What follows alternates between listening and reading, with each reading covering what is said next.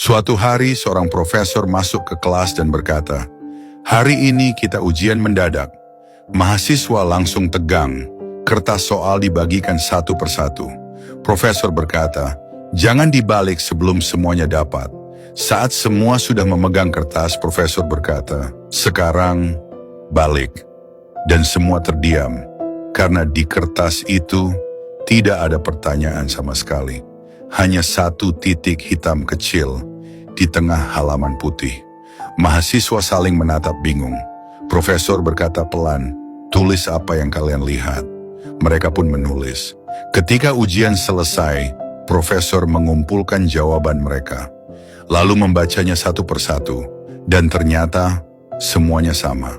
Mereka menulis tentang titik hitam itu, tentang ukurannya, tentang letaknya, tentang maknanya.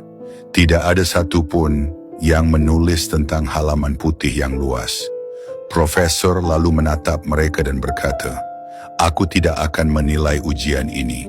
Aku hanya ingin kalian mengerti satu hal. Hidup kalian seperti kertas ini.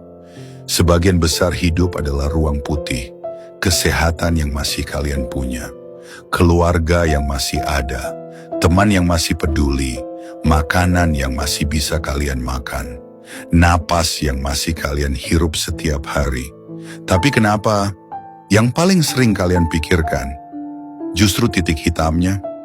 Kesalahan kecil, masalah kecil, kekurangan kecil, padahal titik hitam itu sangat kecil dibandingkan ruang putih yang kalian miliki."